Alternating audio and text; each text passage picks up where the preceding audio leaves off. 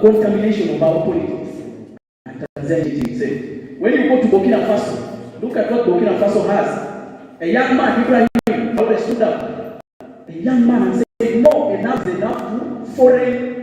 How to come to our country, take all the gold, pretending that it's peace. The actual says to facilitate wars in Burkina Faso, and Burkina Faso has got peace. Look at Congo.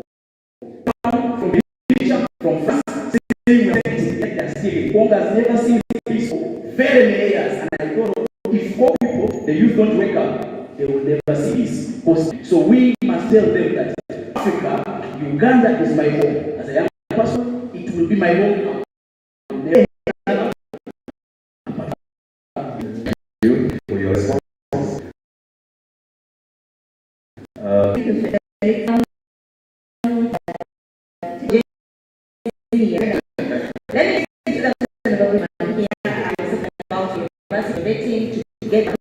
At the community university, there are so many. But let me just speak into what he said earlier. He's developing the models, magotology. So we also have that at Barry University. Some of the students come in and then they say we are going to develop the models. But now we say, okay, maggots is not a new thing. You know, everybody is now ideating that it's a maggots now. Can you design the box where these maggots are supposed to be actually, grown?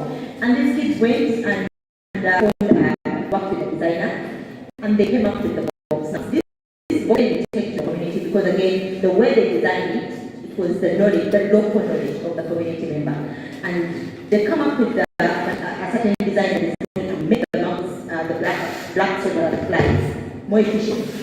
And so these are solutions that are made. So it's not that they're going to be selling only mouse, but everyone in their homes can actually be able to make mouse. Very easy to actually, so that is one solution. Another solution is so I saw on TikTok that can feed the ducks with the same.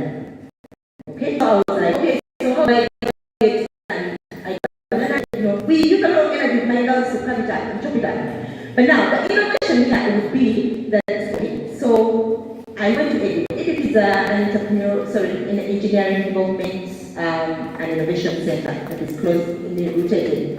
And it's a facility that has been put up by the university, the government. And so when I visited, I told them to this particular tool. And they've given me somebody actually make me a tool that can cut the banana into small pieces.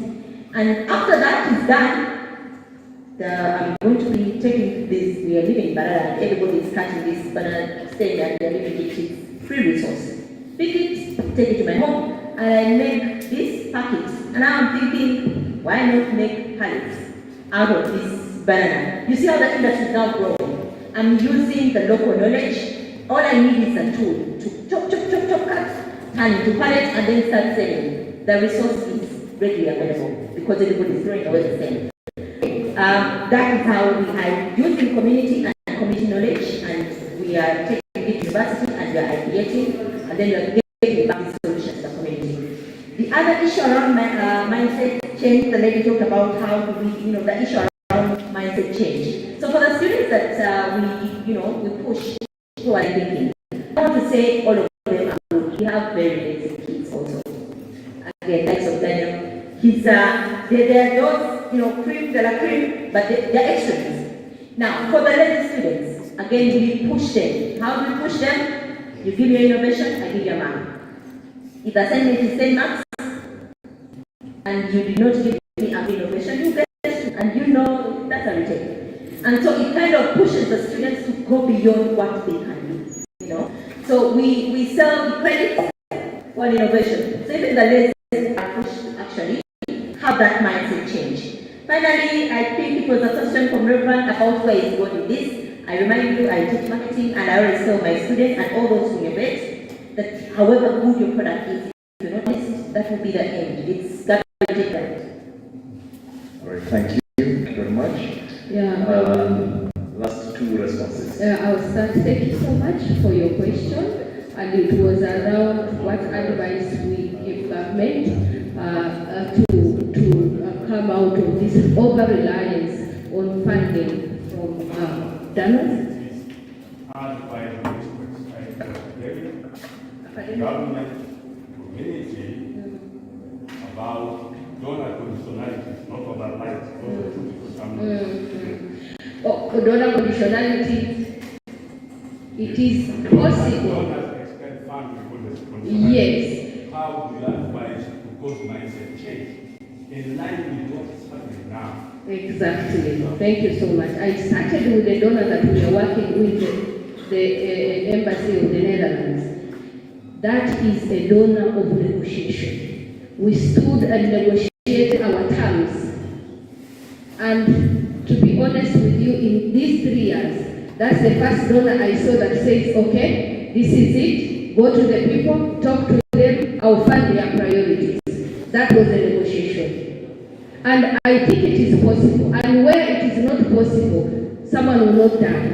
You can keep that sentence. But I have seen organizations that have said, no, this we cannot do. So the mindset is that it is possible for us to do something small with the community, with what we have at a certain period of time. We do not need to do everything that, for example, will take lots and lots of money. It's a hard one, but it can be talked about.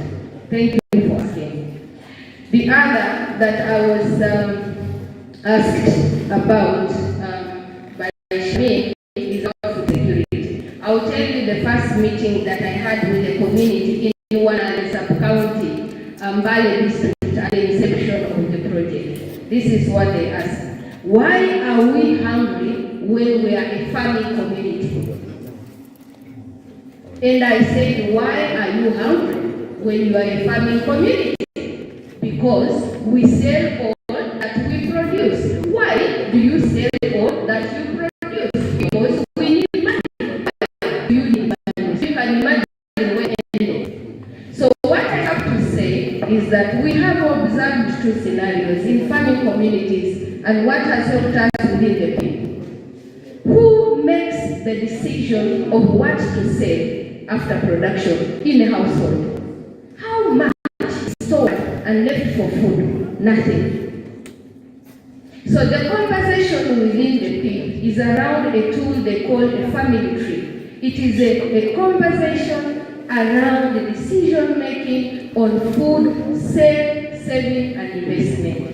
And we have seen change around it. Because if we are not candid to look back where we came from, who decided, how many people decided that all this cassava should go to the market, get the money, I will buy you food. Look around imagining in your communities. So what PIP does is a candid conversation around food and not to lie ourselves that money will buy food because it doesn't. So Shabin, to answer you, the PIP is at 2 levels, at household level. And within the bright, I already said over 70,000 households have family trees, visions, and action plans around what to sell, how to invest. But the paramount thing was the production was very low. They needed school fees, they needed money for health, they needed something at home, like a bicycle and others. So they sold everything. So when the production was increased and the mindset around the importance of at least 2 meals in a day, the nutrition conversations that happened, we saw a change in that. And that didn't come from us to decide that, we read literature, because I did a study on that. I had my own notions. So I kept quiet. Where does the problem come? So they point to where the problem comes, which I'm sharing this because it may not be your problem. So each household works around decision making, storage, post-harvest handling in a way that enables them to keep some for home use and some for sale. The other that people support and works around is the beliefs and social norms around who owns the kitchen, but who owns what comes in the kitchen, but also who decides what to eat. Those are the conversations in the PIP, because people also looks at the relations within the household members. They could actually be male. They could only be female. There is always a power in a household level. Who can use that power positively for food security and for the household? So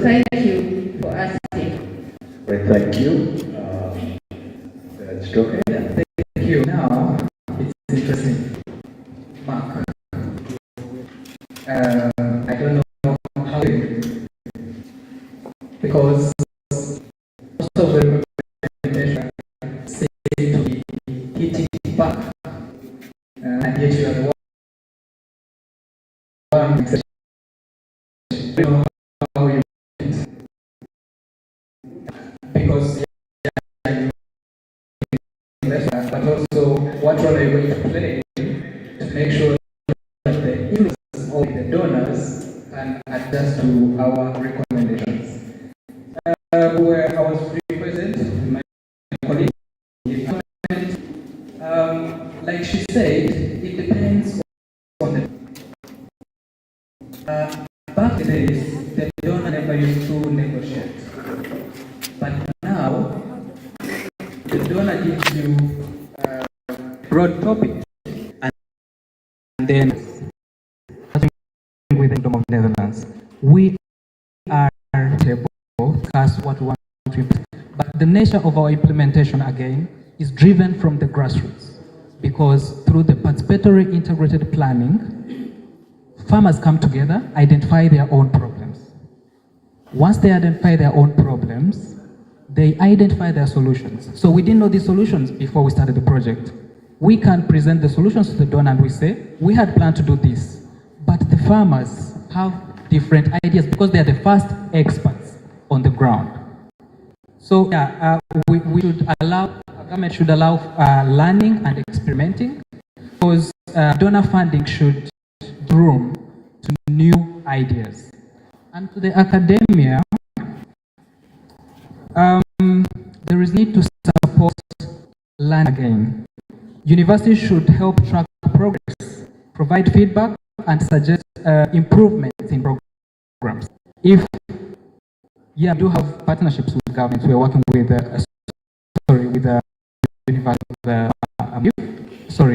Makerere University, that now will come out as partnership.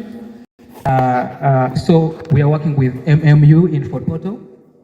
These universities, more than research, should actually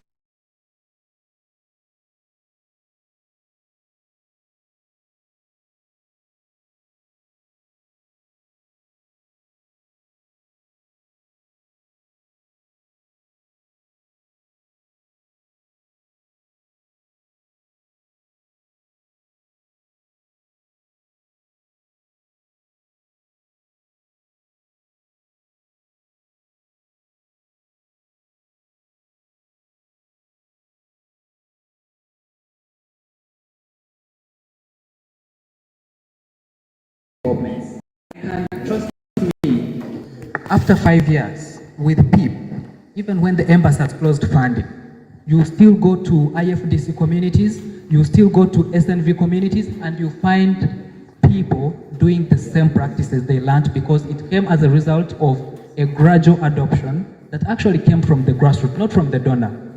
Yeah.